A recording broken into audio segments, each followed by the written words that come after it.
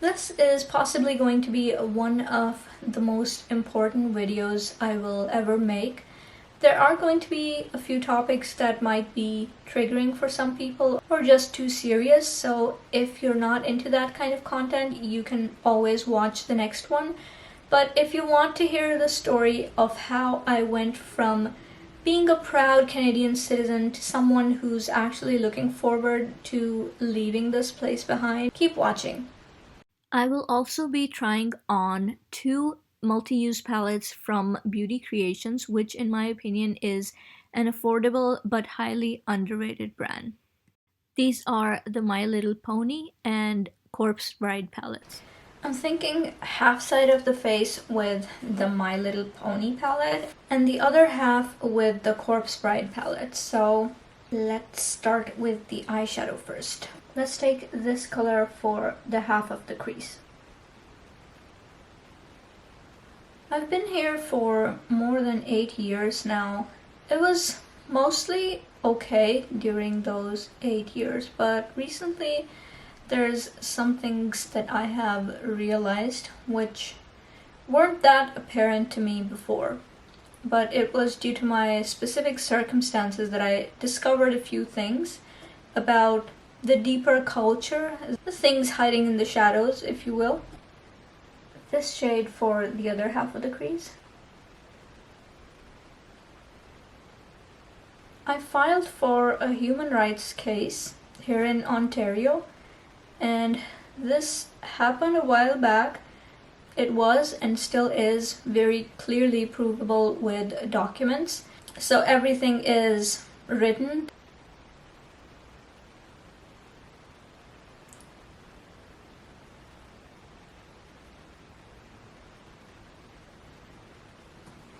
That brown shade literally disappears, so I'm going to put this one on.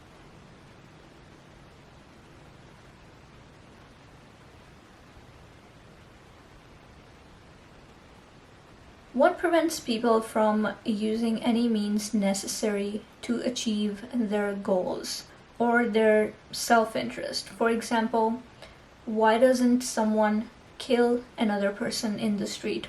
Or why aren't there robberies happening all around you? Or to give a more civil matters example, why doesn't your employer fire you when you get sick? Supposedly you were diagnosed with a chronic illness and your employer would rather hire someone who's not sick. Can they do that? No. So the answer to all these questions is that is because the law exists. The law is there to keep people in check. The law is there to address the imbalance of power that is between vulnerable parties and people in positions of power or organizations. So basically they can't act in any way they please because the law is there to keep a check on them. Let's try this.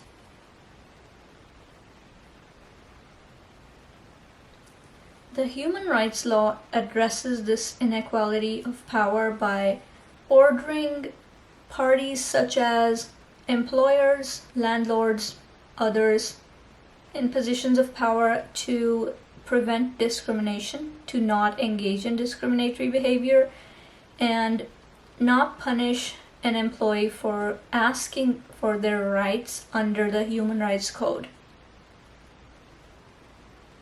Now, something similar happened to me. I was in a position where I faced discrimination. I knew that the law had been violated and I wanted to pursue it. I wanted to make sure that the people who engaged in that action were held accountable because that is just how I was raised. I was raised with a high level of ethics, which now I realize that most people don't share. Let's do the bronzer from this palette. I think the other palette doesn't have any bronzers. I think it's mostly highlights. Of course, I didn't want the behavior in question to be happening to another person because that's just not how people should be treated. I strongly believe that. Now ask yourself this. There are a bunch of laws, there's legislation, there's all kinds of books and things with written word in there, but who actually makes sure that people abide by these rules? I'll give you a minute to process.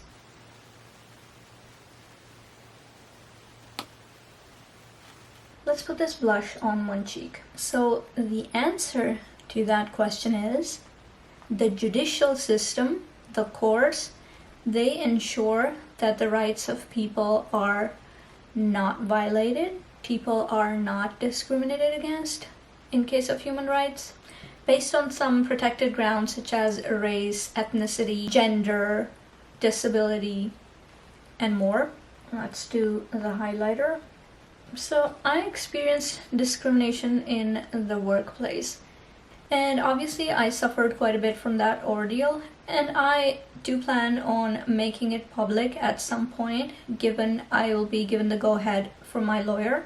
I think it's important for people to know what's happening behind closed doors, behind all the censorship that's happening, because if the people don't know, they are vulnerable to even more exploitation. I will get to that in a minute. If you don't experience this kind of thing, you'll be thinking, well, that doesn't concern me. But what if the next person who faced this kind of behavior from someone who was in a position of power over you was you? You are the one who faces. Let's move on to the other side. This is the Corpse Bride palette by Beauty Creations called Why So Blue.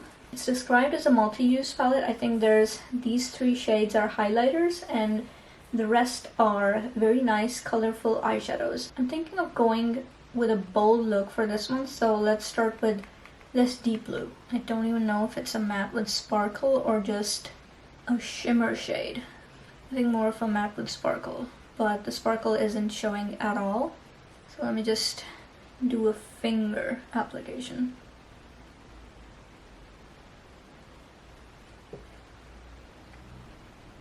Okay, I think that's a bit better.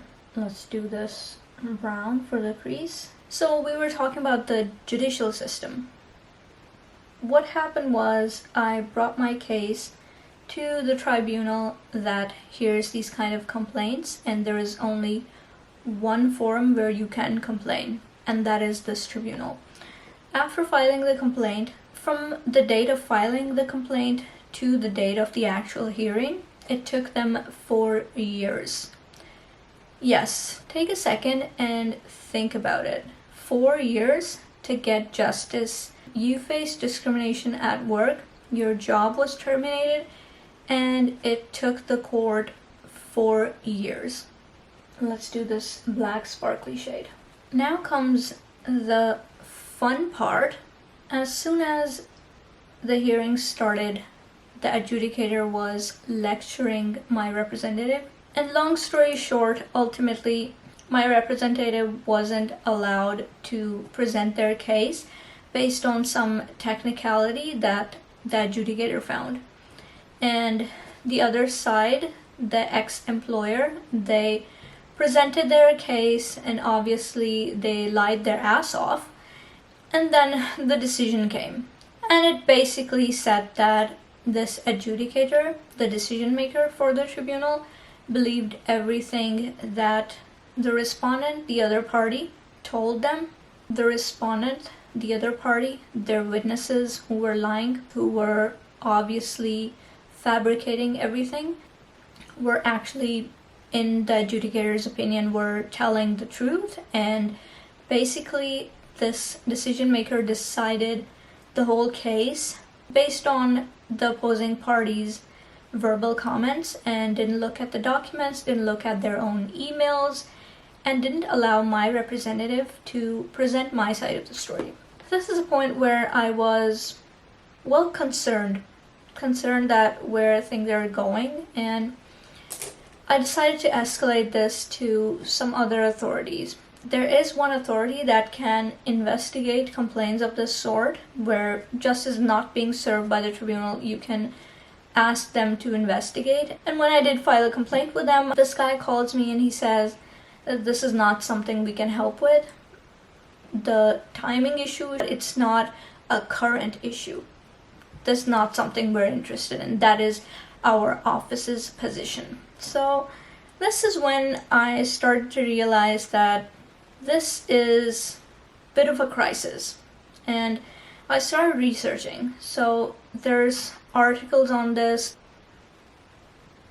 there's organizations that have been writing about this, and there's just things that have been swept under the rug or just not given enough importance or simply censored, which seems to be a common theme here. I realized that if this is the judicial system, then there is basically no hope for someone who experiences discrimination. And according to a user who, in his frustration, reviewed this tribunal on Google, there are no human rights in Canada, and I completely agree with his analysis.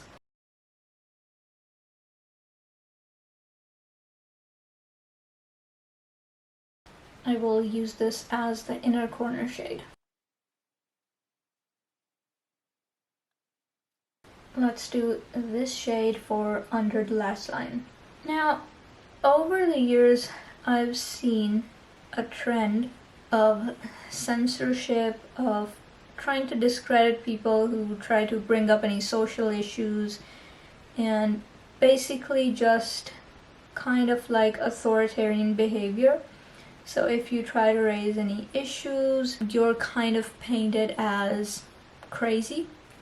There is not a culture of social justice in this country. I realized that when people start living like savages, there is no hope for anyone. Like, today I'm experiencing this kind of issue, tomorrow someone else will experience it and they will have nowhere to go. Let's try some of these shiny powders. Let's see what this one looks like. This is like a pink to a blue shift. Gorgeous. This could even be used as an eyeshadow, but I'm going to use it as a highlighter. So I've realized that when people start living like savages, when they start, and believe me, they will, if they haven't already. So currently, if, say, someone, God forbid, gets cancer and they go into their office the next day, somehow their employer finds out, their employer decides, nope, we're not dealing with that, you're fired, let's hire someone else. They can definitely do that. And there is nothing in place to prevent employers from doing this.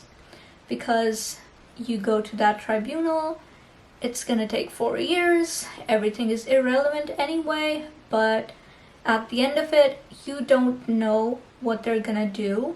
They have a very rough attitude towards people who claim discrimination or make a complaint. So this is gorgeous. Let's put this on the lips. I first noticed this trend during COVID, the amount of censorship, and you would see that on any government channel, social media, they would block you from commenting. Any people who weren't pleased with how the government was handling the whole crisis were painted as villains or crazy.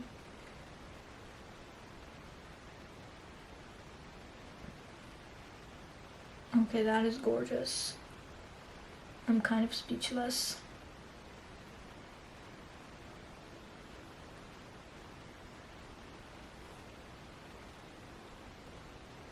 As I was saying, when people start acting like savages or just ignoring the law, or the governments are not enforcing the law, what do you do? As a citizen, what do you do to make sure that this doesn't happen to someone else, or that these inept organizations that are supposed to do their jobs are actually doing their jobs? The answer is pretty simple and yet very complex. The answer is that the people hold them accountable. That is essentially what happens in places that are devoid of law enforcement or laws in the first place.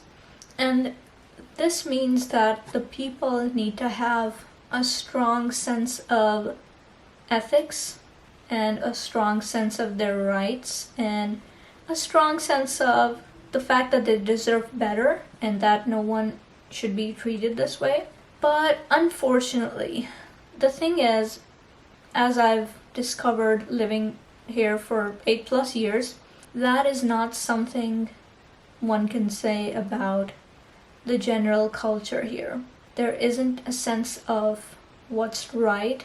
It's mostly, if it's working for me, that's not my concern.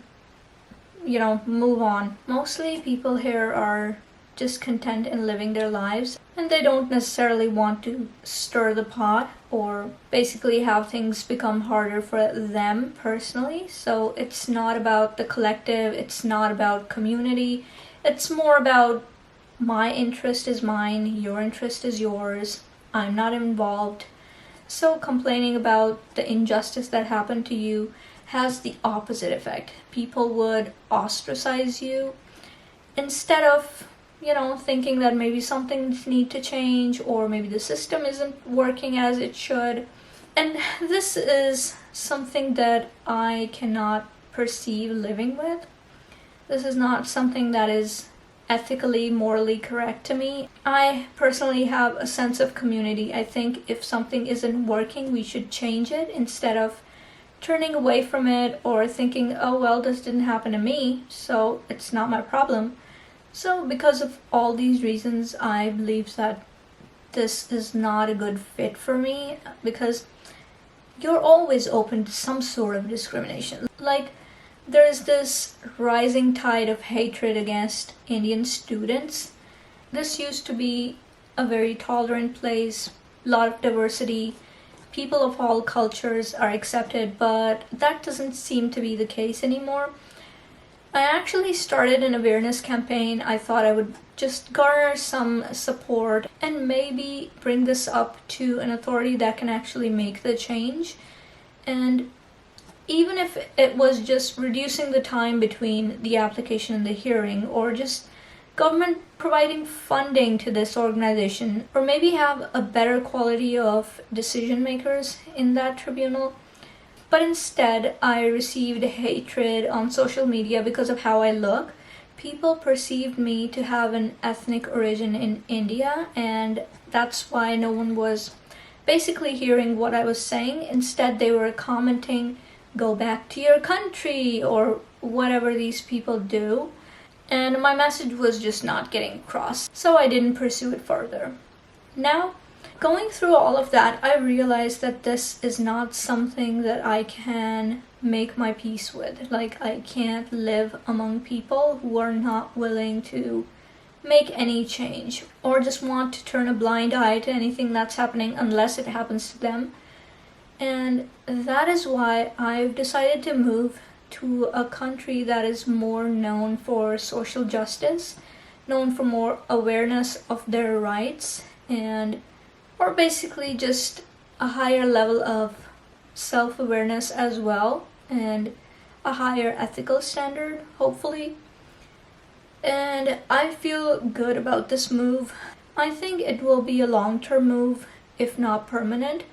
Even if I decide that this place that I'm moving to, I'm not going to live here for a very long time, forever, whatever that means, I might be moving on to a place that's not Canada. Of course, there's always the financial things, like the rent is too high, or the salaries are too low, or there's no job opportunities available, or that it's a small market. But there's a lot more to that. People are growing a little bit more intolerant. I believe that the economic situation has a hand in people becoming more intolerant towards others, because the common person doesn't understand that it's not all that simple. Send the students back to India and everything will be fixed. It's not that simple, but for me, I left the place I was living in because I did not feel I fit in with their culture, exactly like how I feel now. So I will be moving on. I'm very excited about the move, and I will hopefully be leaving all these stories and all the misfortune that I experienced behind. And I wish good luck to the people of Ontario, at least. Maybe one day they will realize what's happening and maybe take some steps to correct it, because there is strength in numbers. But mostly I've seen that that is never the case. People are complicit. People are pretty much okay with what's happening to them. The people think that they deserve it. And honestly, if you think that, maybe you do. That is the story, and I want to make the details of all these things hopefully public at some point. Maybe someone will learn something from this, maybe they won't, but at least I'll know that I tried. For beauty creations, I would say that these are excellent. I think the pastel shades showed up really nicely, much more than I was expecting. And they're even better than some indie brands or some mainstream brands. So there you go. I knew that this was going to be the case. Look at the colors here. They were easy to use, high impact, and a complete delight. So I don't know what's with people. No one's talking about this brand, and it's very surprising to me. We have these palettes coming to TJ Maxx. Both of these palettes have been available here at Winners at very good prices, and I would definitely recommend to check them out because you don't have to pay $100 an eyeshadow palette or $40 a highlighter to achieve this kind of effect. And in this price range, I don't think I have seen the kind of quality that Beauty Creations brings. I don't know what they're doing to keep their prices this low, because everyone in the beauty community argues that if you have to get quality, you have to pay a higher price. And this brand is apparently the exception. That is all I wanted to cover in this video. Hopefully you learned something, or maybe you reflected upon how you feel about these things and what you want your impact on the world to be. And I will see you in the next one.